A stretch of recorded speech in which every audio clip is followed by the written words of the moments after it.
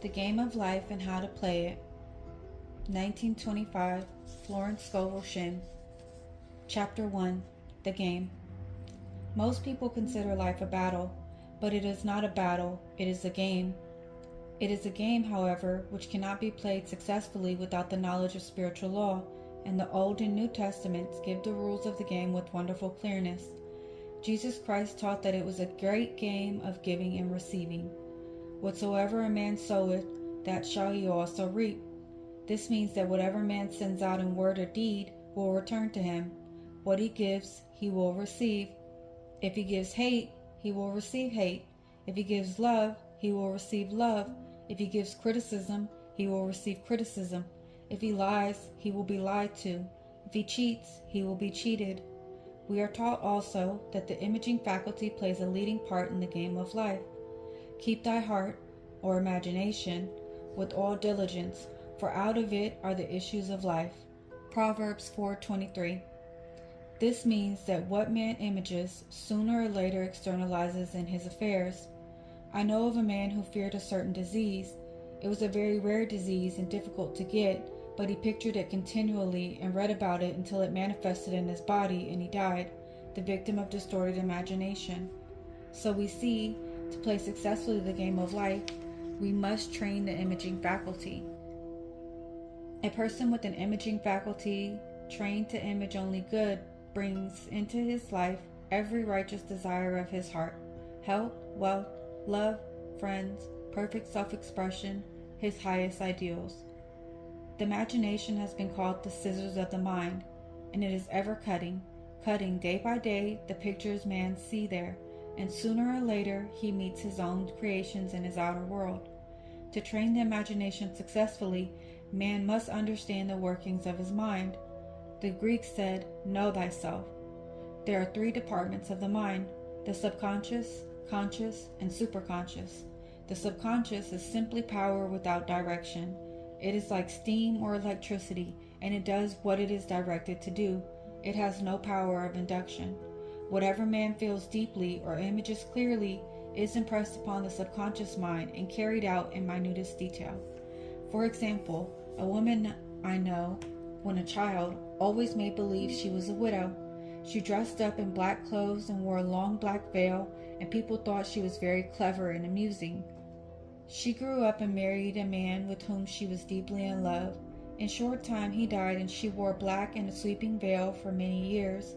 The picture of herself as a widow was impressed upon the subconscious mind, and in due time worked itself out, regardless of the havoc created.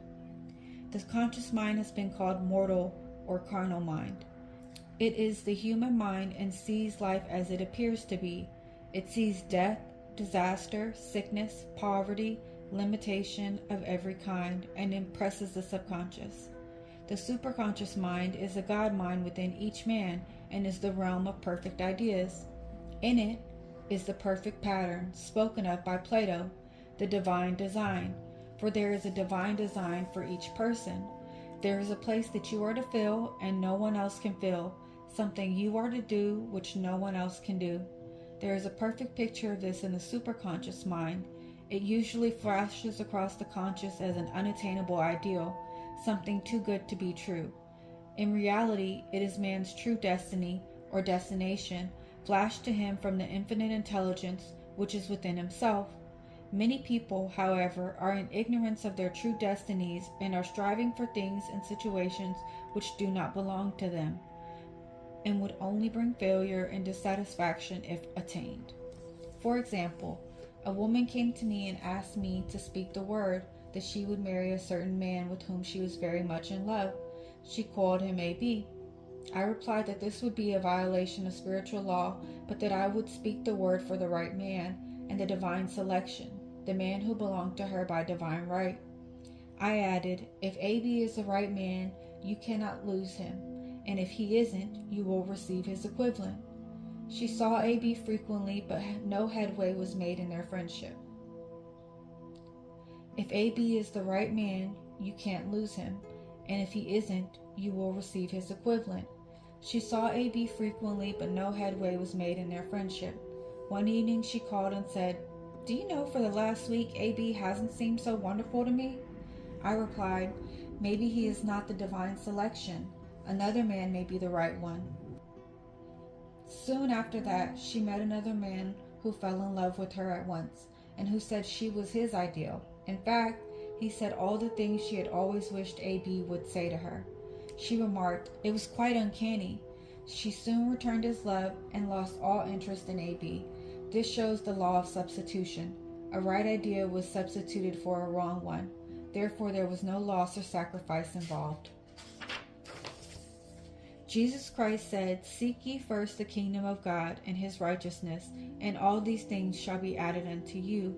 And he said the kingdom was within man. The kingdom is the realm of right ideas, or the divine pattern. Jesus Christ taught that man's word played a leading part in the game of life. By your words ye are justified, and by your words ye are condemned. Many people have brought disaster into their lives through their idle words. For example, a woman once asked me why her life was now one of poverty and of limitation. Formerly, she had a home, was surrounded by beautiful things, and had plenty of money. We found she had often tired of the management of her home and had said repeatedly, I'm sick and tired of things. I wish I lived in a trunk. And she added, today I'm living in that trunk.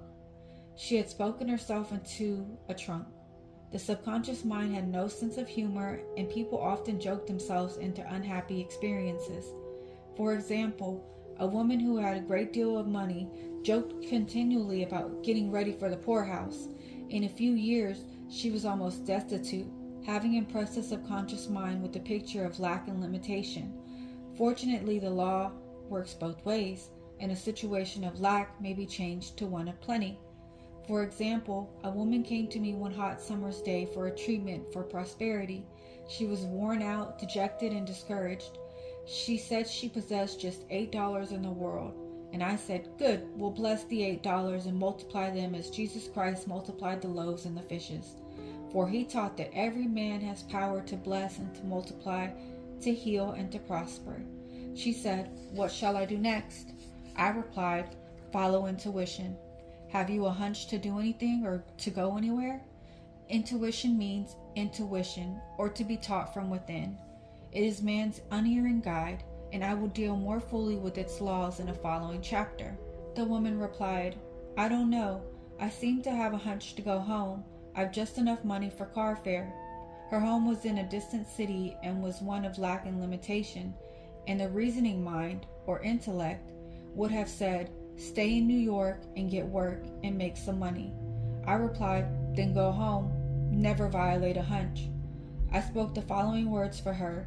Infinite Spirit, open the way for great abundance, for she is an irresistible magnet for all that belongs to her by divine right. I told her to repeat it continually also.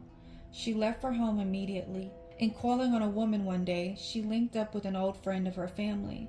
Through this friend, she received thousands of dollars in a most miraculous way. She had said to me often, tell people about the woman who came to you with $8 and a hunch. There is always plenty on man's pathway, but it can only be brought into manifestation through desire, faith, or the spoken word. Jesus Christ brought out clearly that man must make the first move.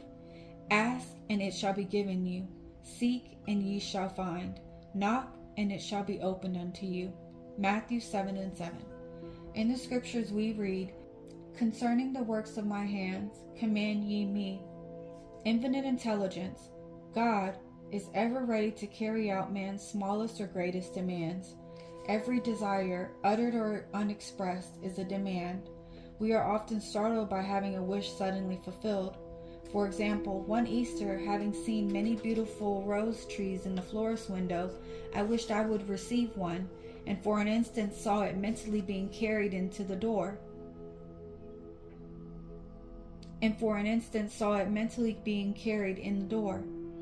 Easter came, and with it, a beautiful rose tree. I thanked my friend the following day and told her it was just what I had wanted. She replied, I didn't send you a rose tree, I sent you lilies. The man had mixed the order and sent me a rose tree simply because I started the law in action. I had to have a rose tree. Nothing stands between man and his highest ideals and every desire of his heart but doubt and fear. When man can wish without worrying, every desire will be instantly fulfilled. I will explain more fully in a following chapter the scientific reason for this and how fear must be erased from the consciousness. It is man's only enemy. Fear of lack, fear of failure, fear of sickness, fear of loss, and a feeling of insecurity on some plane. Jesus Christ said, "Why are ye fearful, O ye of little faith?" Matthew 8:26. So we can see we must substitute faith for fear is only inverted faith. It is faith in evil instead of good. The object of the game of life is to see clearly one's good and to obliterate all mental pictures of evil. This must be done by impressing the subconscious mind with the realization of good. A very brilliant man who attained great success told me he had suddenly erased all fear from his consciousness by reading a sign which hung in a room. He saw printed in large letters this statement: "Why worry? It will probably never happen." These words were stamped indelibly upon his subconscious mind, and he had now a firm conviction that only good can come into his life. Therefore, only good can manifest. In the following chapter, I will deal with the different methods of impressing the subconscious mind. It is man's faithful servant, but one must be careful to give it the right orders. Man has ever a silent listener at his side, his subconscious mind. Every thought, every word is impressed upon it and carried out in amazing detail. It is like a singer making a record on the sensitive disc of the phonographic plate. Every note and tone of the singer's voice is registered. If he coughs or hesitates, it is registered also. So let us break all the old bad records in the subconscious mind, the records of our lives which we do not wish to keep, and make new and beautiful ones. Speak these words aloud with power and conviction. I now smash and demolish by my spoken word every untrue record in my subconscious mind. They shall return to the dust heap of their native nothingness, for they came from my own vain imaginings.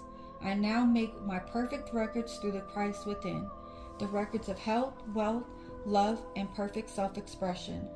This is the square of life, the game completed. In the following chapters, I will show how man can change his conditions by changing his words. Any man who does not know the power of the words is behind the times. Death and life are in the power of the tongue. Proverbs 18:21.